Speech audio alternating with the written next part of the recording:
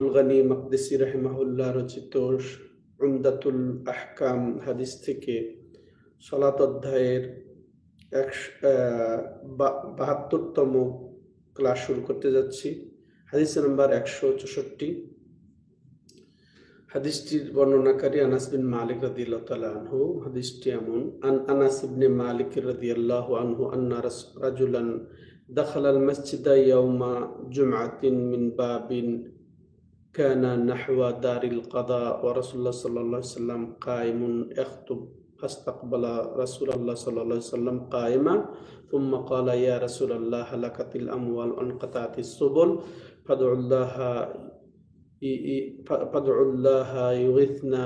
قال فرفع رسول الله صلى الله عليه وسلم يديه ثم قال اللهم أغثنا اللهم أغثنا اللهم أغثنا إلى آخر الحديث. সম্মানিত দর্শক ও শ্রোতা মণ্ডলী, আজকে অতি গুরুত্বপূর্ণ একটি হাদিস এবং চমৎকার ঘটনা।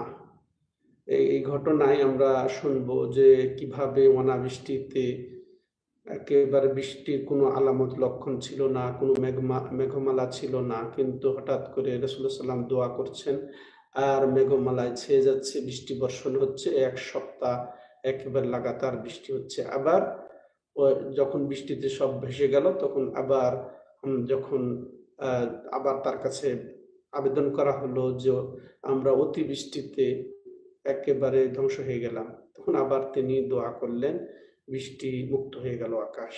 এই চমৎকার ঘটনা। আসেন সরাসরি আমরা হাদিস থেকে শুনি। আনাস বিন মালিক রাদিয়াল্লাহু তাআলা আনহু তিনি বর্ণনা করে বলছে, জান্না রাজুলান দাখালাল মসজিদা ইয়াউমা জুমআহ মিন বাবিন কানা নাহওয়া দারিল কাদা। যে রাসূলুল্লাহ সাল্লাল্লাহু আলাইহি ওয়াসাল্লাম তো রাসূলুল্লাহ সাল্লাল্লাহু আলাইহি ওয়াসাল্লাম কাইমুন ইয়াখতুব, রাসূলুল্লাহ সাল্লাল্লাহু আলাইহি ওয়াসাল্লাম দাঁড়িয়ে খুতবা দেবেন বা দিচ্ছেন, এমতো অবস্থায় মসজিদে একজন লোক প্রবেশ করলেন জুমার দিন। কোন দিক দিয়ে? যে দারুল কাদা দিয়ে। দারুল কাদা এটা ওমর রাদিয়াল্লাহু তাআলা আনহুর বাড়ি দার ছিল, এটা বেচে তিনি ঋণ পরিশোধ করেছেন। তো এই জন্য হয়তো তাকে দারুল কাদা বলা হয়। তো রাসূলুল্লাহ সাল্লাম খুতবা দিচ্ছেন, এমতো অবস্থায় লোকটি এসে প্রবেশ করে বললেন, ফাস্তাকবালা রাসূলুল্লাহ সাল্লাল্লাহু আলাইহি ওয়াসাল্লাম কায়েমা।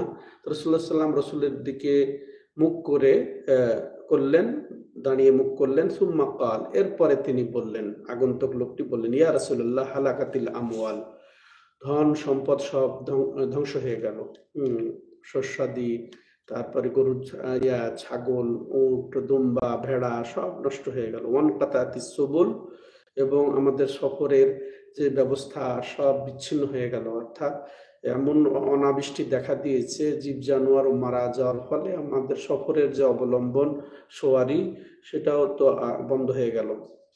ফাদউল্লাহ ইউগিথনা, তো আল্লাহর কাছে আপনি দোয়া করেন, আল্লাহ যেন আমাদেরকে বৃষ্টি দান করেন। কাল, তো এবার আনাস বিন মালিক রাদিয়াল্লাহু তাআলা আনহু বললেন, ফারাফা রাসূলুল্লাহ সাল্লাল্লাহু আলাইহি ওয়াসাল্লাম ইয়াদাইহি, রাসূলুল্লাহ সাল্লাল্লাহু আলাইহি ওয়াসাল্লাম হাত উঠালেন। থুম্মা কাল, এরপরে তিনি বললেন, আল্লাহুম্মা আগিথনা আল্লাহুম্মা আগিথনা আল্লাহুম্মা আগিথনা, হে আল্লাহ তুমি আমাদেরকে বৃষ্টি বর্ষণ করো, হে আল্লাহ তুমি আমাদেরকে বৃষ্টি বর্ষণ করো, হে আল্লাহ তুমি আমাদেরকে বৃষ্টি বর্ষণ করো। ক্বালা আনাস, বর্ণনাকারী আনাস রাদিয়াল্লাহু তাআলা আনহু বলছেন, ফালা ওয়াল্লাহি মা নারা ফিস সামাই মিন সাহাবিন ওয়ালা কাযআ, তো আল্লাহর কসম করে বলছি যে ইতিপূর্বে আমরা আকাশে কোনো রকমের মেঘমালা দেখি নাই, ছোট ছোট মেঘ, বিচ্ছিন্ন মেঘ, এরকম কিছুই দেখি নাই। পুরো আকাশ যে ছেয়ে ছিল সেরকমও দেখি নাই, এবং ছোট ছোট মেঘমালা যেটা দৌড়াদৌড়ি করে এটা এরকমও আমরা পাইনি। ওয়ামা বাইনানা ওয়া বাইনা সালইম মিন বাইতিন ওয়ালা দার, তো বৃষ্টির কোনো আলামতও ছিল না আমাদের মাঝে, এবং সালা একটা পাহাড়ের নাম, পাহাড়ের মাঝে এই বাড়িতে ঘরে কোনো রকমের বৃষ্টির আলামত ছিল না। কলা, এরপরে তিনি বললেন, ফাতালাআত মিন ওয়ারাইহি সাহাবাতুন মিথলু তুরস, এই আনাস রাদিয়াল্লাহু তাআলা আনহু বলছেন, এরপরে কি হলো, হঠাৎ করে দেখছি যে আমরা পুরা মেঘমালা একেবারে গোলাকার আকারে উপরে ছেয়ে গেল, ঢালের মতো ছেয়ে গেল। ফালাম্মা তাওয়াসসাতাতিস সামাউ অন্তাশারাত, যখন মাঝখানে এইভাবে মেঘনা ছেয়ে গেল, এর থেকে চতুর্দিকে ছড়ায় গেল, সুম্মাম তারাত, এরপরে আকাশ বৃষ্টি বর্ষণ শুরু করলো। কাল ফালা ওয়াল্লাহি মা রাআইনা শামসা সাত্তা, সুবহানাল্লাহ, যে আল্লাহর কসম করে বলছি যে আমরা এরপর থেকে এক সপ্তাহ কোনো রকমের দেখি নাই, সূর্য দেখি নাই। মানে সূর্য ঢেকে গেছে কিসের দিক দিয়ে? মেঘ দিয়ে, বৃষ্টি দিয়ে ঢেকে গেছে। একবারে সপ্তাহ, এখানে এক সপ্তাহ বোঝানো হয়েছে। এক সপ্তাহ আমরা আর কোন রকমের সূর্য দেখিনি। সুম্মা দাখালা রাজুলুন মিন যালিকাল বাব ফিল জুমআ আল মুকবিলা, এরপরে আবার দেখা গেল কি ওই যে এক ব্যক্তি ওই দরজা দিয়ে জুমার দিনে আগামী জুমাতে প্রবেশ করলেন। আগামী জুমাতেও আবার একটি লোক প্রবেশ করলেন। ওয়া রাসূলুল্লাহ সাল্লাল্লাহু আলাইহি ওয়াসাল্লাম কাইমুন ইয়াখতুব, আর রাসূলুল্লাহ সাল্লাম অনুরূপভাবেই দাঁড়িয়ে গেছেন খুতবা দেওয়ার জন্য, বা দাঁড়িয়ে খুতবা দিচ্ছেন। ফাস্তাকবালাহু কায়েমা, এরপরে ওই লোকটি, আগন্তুক লোকটি রাসূলুল্লাহ সাল্লামকে সামনে করলেন। ফাকাল, এবং ওই লোকটি আবেদন করলেন, ইয়া রাসূলুল্লাহ হালাকাতিল আমওয়াল ওয়া ইনকাতাতিস সুবুল, যে একেবারে ধন সম্পদ সব ধ্বংস হয়ে গেল এবং আমাদের সফরের যে বাহন সবকিছু একেবারে বিচ্ছিন্ন হয়ে গেল, সফর বিচ্ছিন্ন হয়ে গেল, রাস্তা বিচ্ছিন্ন হয়ে গেল। ফাদউল্লাহ ইউমসিকুহা আন্না, আপনি আল্লাহর কাছে দোয়া করেন যেন আল্লাহ রাব্বুল আলামিন বৃষ্টিকে বন্ধ করে দেন আমাদের থেকে। কাল, এরপরে বর্ণনাকারী বলছেন, ফারাফা রাসূলুল্লাহ সাল্লাল্লাহু আলাইহি ওয়াসাল্লাম ইয়াদাইহি, রাসূলুল্লাহ সাল্লাম তার উভয় হাত আবার উঠালেন। সুম্মা কাল, এরপরে বললেন, আল্লাহুম্মা হাওয়ালাইনা ওয়ালা আলাইনা, আল্লাহুম্মা আলাল আকামি ওয়াল আত্রাবি ওয়া বুতুনিল আউদিয়াতি ওয়া মানাবিতিশ শাজার। সুবহানাল্লাহ, যে হে আল্লাহ, রাসূল দোয়া করছেন পরবর্তী জুমাতে, হে আল্লাহ, যে তুমি আমাদের বাড়ির,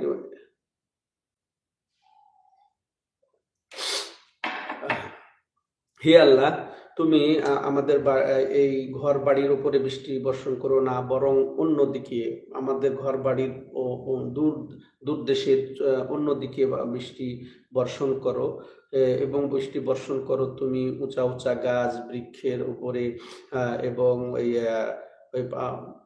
পাহাড়, ছোট পাহাড়, টিলা, এগুলার উপরে, এবং ওই নদ নদী নালা যেগুলো প্রবাহিত হয়, যেগুলোতে বৃষ্টি পড়লে সেগুলা বহে যাবে, অন্যদিকে চলে যাবে, এই সব এলাকাতে তুমি বৃষ্টি বর্ষণ করো, যেখানে গাছ বৃক্ষ আছে সেগুলাতে তুমি তুমি বৃষ্টি বর্ষণ করো।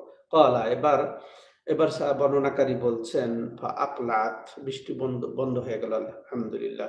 ওয়া খারাজনা নামশি ফিস শামসে, এবং আমরা একেবারে ওই জুমা থেকেই রোদ্রে বের হলাম। হ্যাঁ, সূর্যের রোদ্রে আমরা পায়ে হেঁটে ফিরে গেলাম। কলা শারিক বলছেন, ফাসাল তো আনাস ইবনে মালিক, তো আনাস বিন মালিককে আমি জিজ্ঞাসা করলাম, আহুয়ার রাজুলুল আউয়াল, সেটা কি ওই প্রথম সপ্তাহের ওই লোক ছিলেন? ক্বালা লা আদরি, আনাস রাদিয়াল্লাহু তাআলা উত্তর দিয়েছিলেন কি, যে আমি এটা বলতে পারবো না যে ওই প্রথম ব্যক্তি দ্বিতীয় সপ্তাহে একইভাবে রাসূল সাল্লাল্লাহু আলাইহি ওয়াসাল্লামের কাছে আবেদন করলো নাকি অন্য ব্যক্তি। সম্মানিত দর্শক শ্রোতা, আশা করি ঘটনা আপনারা বুঝতে পেরেছেন। তো এখানে এটা আমরা যেটা দেখতে পাচ্ছি এই হাদিসে, রাসূল সাল্লাল্লাহু আলাইহি ওয়াসাল্লাম থেকে যেটা আমরা জানতে পারলাম যে এক ব্যক্তি রাসূল সাল্লাল্লাহু খুতবা দেওয়া অবস্থায়, একজন, অবশ্যই তিনি সাহাবী, দেওয়া অবস্থায় রাসূল সাল্লাল্লাহু আলাইহি ওয়াসাল্লামকে বৃষ্টি চাওয়ার জন্য আবেদন করলেন, বৃষ্টি বর্ষণের জন্য আবেদন করলেন। এর পরবর্তী জুমাতে আবার কি হলো, দেখা গেল এক ব্যক্তি যে বৃষ্টি বন্ধের জন্য আবেদন করলেন। তো এর থেকে আমরা অনেক কিছুই বুঝতে পারি, জানতে পারি। যেমন আমরা সংক্ষেপে শুনবো, প্রথম কথা যেটা আমরা, যে এখানে বৃষ্টি চাওয়ার একটি পদ্ধতি আমরা এই হাদিসের মাধ্যমে পেলাম। তো আরো অন্য বিগত এক হাদিসে অন্যভাবে পেয়েছি আমরা। তো এতে বোঝা যাচ্ছে যে বৃষ্টি চাওয়ার 3 ধরনের দোয়া আছে, 3 ধরনের অবস্থা আছে। এটা প্রথম অবস্থা, যেটা বিগত হাদিসে আমরা জেনেছি, যে মুসাল্লা অর্থাৎ ঈদগাহে বের হয়ে গিয়ে সেখানে সে নির্দিষ্ট পদ্ধতিতে বৃষ্টি বর্ষণের জন্য আল্লাহর কাছে আবেদন করা, দোয়া করা, যেটা ঈদের সালাতের মতো আমরা জেনেছি। তো ওটা ওটা ওটা দেখেছি। এরপরে এই হাদিসের ভিত্তিতে আমরা যেটা দেখলাম যে খুতবাতে বৃষ্টির জন্য দোয়া করা, খুতবাতে বৃষ্টির জন্য দোয়া করা, খুতবার চলমান অবস্থায় বৃষ্টির জন্য দোয়া করা, যেটা এই হাদিসে আমরা জানলাম। তৃতীয় অবস্থা, যে কোনো সময় দোয়া করা, বৃষ্টির জন্য দোয়া করা, আল্লাহুম্মা আগিথনা আল্লাহুম্মা আগিথনা বলে। এই তিনটা পদ্ধতি বৃষ্টি চাওয়ার জন্য আমরা পেলাম। আর দ্বিতীয় যে বিষয়টা আমরা এখানে জানতে পাচ্ছি যে যে দোয়ার সময়, জুমাতে দোয়ার সময় হাত উঠানো এখানে সুন্নাত, সেটা আমরা পেলাম যে রাসূলুল্লাহ সাল্লাল্লাহু আলাইহি ওয়াসাল্লাম হাত উঠালেন। তো জুমাতে যদি বৃষ্টির জন্য দোয়া হয় তখন হাত উঠানো হবে। তো এই এমনি সাধারণত দোয়াতে হাত উঠানো এটা শরীর সম্মত, কিন্তু এই দোয়ার বৃষ্টির জন্য হোক আর সাধারণ হোক, এটা এই ক্ষেত্রে একটা অবস্থা আছে। যেমন প্রথম অবস্থা যে যে ইয়ার সময় যে বৃষ্টি চাওয়ার জন্য হাত তুলে দোয়া করা, এটা আমরা যেটা জুমাতে দেখলাম, এবং খুব অতিরঞ্জিত করা, এটা বিধিবদ্ধ।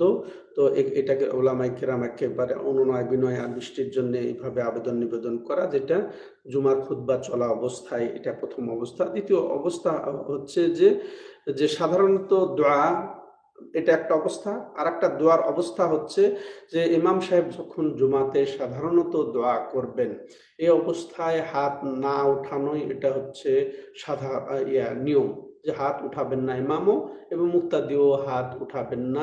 তবে যদি ইমাম বৃষ্টি চেয়ে হাত উঠান, তখন মুক্তাদিরাও হাত উঠাবেন। আর এমত অবস্থায় ইমাম যদি দোয়া করেন আমভাবে মুসলমানদের জন্য, আরো অন্যান্য বিষয়ের জন্য যদি দোয়া করেন, এই ক্ষেত্রে হাত না উঠিয়ে আঙ্গুল দিয়ে ইশারা করা, এটা দলিল সম্মত। যেমন সহিহ মুসলিমের বর্ণনায় এসেছে, যেমন সাহাবী হাদিস উমারা রাদিয়াল্লাহু তাআলা আনহু বলছেন যে আমি রাসূলুল্লাহ সাল্লাল্লাহু আলাইহি ওয়াসাল্লামকে দেখেছি, হাদিসটা এই, লাকাদ রাআইতু রাসূলুল্লাহ সাল্লাল্লাহু আলাইহি ওয়াসাল্লামা মা ইয়াজিদু আলা আন ইয়াকুলা বিয়াদিহি হাকাযা ওয়া আশারা বিইসবিহি আল মুসাব্বিহা।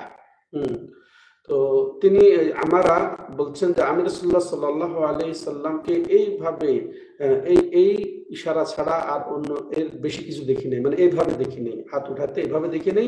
বরং আমি কি দেখেছি যে এই যে তর্জনী আঙ্গুল বা শাহাদাত আঙ্গুল বা তাসবির আঙ্গুল, এইভাবে ইশারা করা ছাড়া এর বেশি কিছু দেখি নাই। তাহলে ইমাম শুধু বৃষ্টির জন্য হাত উঠাবেন, মুক্তাদিরা উঠাবেন। আর ইমাম এমনি দোয়ার সময় আঙ্গুল দিয়ে ইশারা করবেন, খুতবা চলা অবস্থায় আঙ্গুল দিয়ে ইশারা করবেন। তৃতীয় যেটা আম অবস্থা, সেটা হচ্ছে কি যে সাধারণ অবস্থায় যে কোনো সাধারণভাবে কেউ যদি দোয়া করে তখন হাত উঠাতে পারে। হাত উঠানোটা সুন্নাত, আসল সুন্নত। কিন্তু আমরা খাস করে কোনো নির্ধারিত অবস্থাকে আমরা খাস করে নেব না হাত উঠানোর জন্য, নিয়মিত কন্টিনিউ করার জন্য। কিন্তু ওই সমস্ত স্থানে, ওই সমস্ত অবস্থায় হাত উঠাবো যে সমস্ত স্থান বা অবস্থায় রাসূলুল্লাহ সাল্লাল্লাহু আলাইহি ওয়াসাল্লাম হাত উঠেছেন, যেমন বৃষ্টির জন্য দোয়া। এছাড়া আম রেখে দেওয়া হবে, দোয়া করলে হাত উঠানো সুন্নাত সাধারণত। কিন্তু আমরা কন্টিনিউ করব, খাস করে নিব কোনো নির্ধারিত অবস্থা, নির্ধারিত সময়, পরিস্থিতিকে, এটা যেন না হয়। এরকম ভাবে আমরা আরো যেটা আমরা এই হাদিসের মাধ্যমে জানলাম যে যেমন অনাবৃষ্টিতে বৃষ্টি বর্ষণের জন্য দোয়া করা যায়, সালাত আদায় করা যায়, ঠিক অনুরূপভাবে বৃষ্টি বন্ধের জন্য দোয়া চাওয়া যায় এবং দোয়া করা যায়, যেটা আমরা এই হাদিসে পেলাম। তবে অতিবৃষ্টির কারণে কোনো নির্ধারিত সালাত নেই, এটাও আমরা জানলাম। এবং একত্রিত হয়ে যে অতি বৃষ্টির জন্য যে বন্যায় ভেসে যাচ্ছে, যে আমরা নির্ধারিত সালাত আদায় করব, এরকম কোনো দলিল যেহেতু নেই, আমরা করব না। এই হাদিসে আমরা আরেকটা যেটা জিনিস জানতে পারলাম, মাশাআল্লাহ আশ্চর্যজনক, যে রাসূলুল্লাহ সাল্লাল্লাহু আলাইহি ওয়াসাল্লাম এটা মুজিজা ছিল, যেখানে মেঘ নাই, মেঘমালা নাই, বৃষ্টির কোনো লক্ষণ আলামত ছিল না। এমতো অবস্থায় রাসূলুল্লাহ সাল্লাল্লাহু আলাইহি সাল্লাম যখন হাত উঠিয়ে দোয়া করলেন, মাশাআল্লাহ মেঘ দিয়ে ভরে গেল আকাশ, বৃষ্টি বর্ষণ হলো। ঠিক পরবর্তী সপ্তাহের যে অবস্থা দেখলাম, যে মেঘ দিয়ে ভরা ছিল আকাশ, বৃষ্টি বর্ষণ হচ্ছিল, এমতো অবস্থায় তিনি বৃষ্টি বন্ধের দোয়া করলেন। তা মাশাআল্লাহ বৃষ্টি বন্ধ হয়ে সূর্য ইয়ে দিল, আলো দিল, রোদ দিল, এরপরে মাশাআল্লাহ বের হয়ে গেলেন। আরো যেটা আমরা জানতে পারি যে কোনো সৎ ব্যক্তির কাছে দোয়া চাওয়া জায়েজ আছে, তবে পরিপূর্ণ অবস্থা হচ্ছে নিজে নিজের জন্য দোয়া করা। আর যদি মনে করেন কারো কাছে দোয়া চাইতে হয়, ভালো মানুষ যেমন রাসূলুল্লাহ সাল্লামের কাছে সাহাবায়ে কেরাম চেয়েছেন, এরকম যদি জনকল্যাণের কোনো বিষয় হয়, জনগণের যদি সমস্যা হয়, তখন সার্বিকভাবে ইমামের কাছে বড় দোয়া চাওয়া, এটা শরীয়ত সম্মত, এটাই আমরা পাচ্ছি। তবে এক্ষেত্রে নিজে দোয়া করাটাই হচ্ছে উত্তম, এটাই হচ্ছে আসল। দোয়া চাওয়া অন্যের কাছে, জীবিত উপস্থিত ব্যক্তির কাছে দোয়া চাওয়া যায়, তবে মৃত ব্যক্তির কাছে নয়, অনুপস্থিত ব্যক্তির কাছে নয়। হ্যাঁ, তো এটা আমরা বুঝবো। তেমনি আমরা ষষ্ঠ বিষয় এখান থেকে যেটা জানলাম যে দোয়ার সময় ৩ বার দোয়া করা, এটাও একটা সুন্নাত। যেমন রাসূলুল্লাহ সাল্লাল্লাহু আলাইহি সাল্লাম এই বৃষ্টি আবেদন করেছেন ৩ বার, আল্লাহুম্মা আগিথনা, আল্লাহুম্মা আগিথনা, আল্লাহুম্মা আগিথনা, হে আল্লাহ তুমি আমাদেরকে বৃষ্টি বর্ষণ করো, এইভাবে যে তিনি বলেছেন। যেমনটি আব্দুল্লাহ ইবনে মাসউদ রাদিয়াল্লাহু তাআলা আনহু নবী সাল্লাল্লাহু আলাইহি সাল্লাম থেকে যিনি দেখে বলছেন যে কানা ইযা দা সালাসান, যখন তিনি দোয়া করতেন তখন ৩ বার দোয়া করতেন। এটা সহিহ মুসলিমের হাদিস। আজকে এ পর্যন্ত সম্মানিত দর্শক ও শ্রোতা মণ্ডলী, ইনশাআল্লাহ পরবর্তীতে আমরা সলাতুল খাউফের অধ্যায় পরিচ্ছেদ শুরু করার ইচ্ছা ব্যক্ত করে এখানেই শেষ করছি।